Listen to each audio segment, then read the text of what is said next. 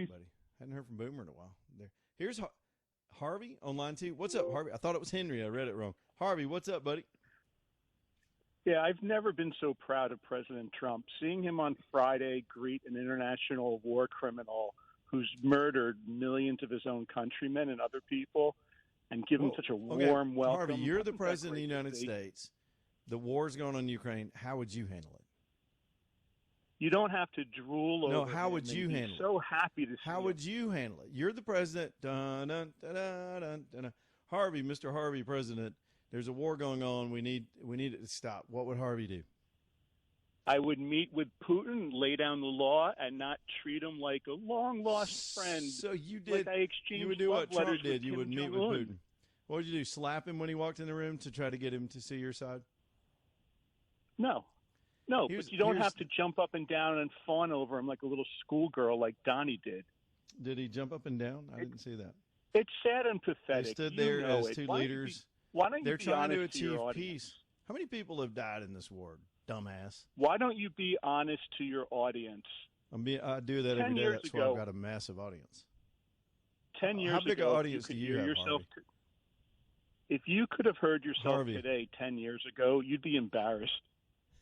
All right, thanks, Harvey.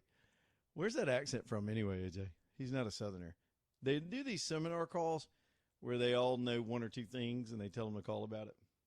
And they're mad. The optics of Trump achieving peace, these people, think about the day bedwetters are having today. They get up this morning and the first thing they see is not only did there were some baby steps and progress made, and Trump's trying to bring an end to a war, which he campaigned on. And then all the European leaders are convinced they should get in the room today.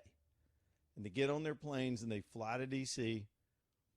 to sit down with the president. It's like the principal's office, man. They all showed up and they're working it out. We don't know if they're going to get a deal, but at the end of that, no matter what the optics are or what has to be done, Trump is doing it.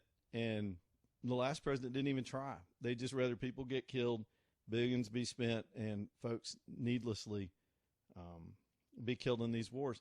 Harvey being a pinko commie, I would ask him 10 years ago, would he be for peace or not? Because the left used to stand for that.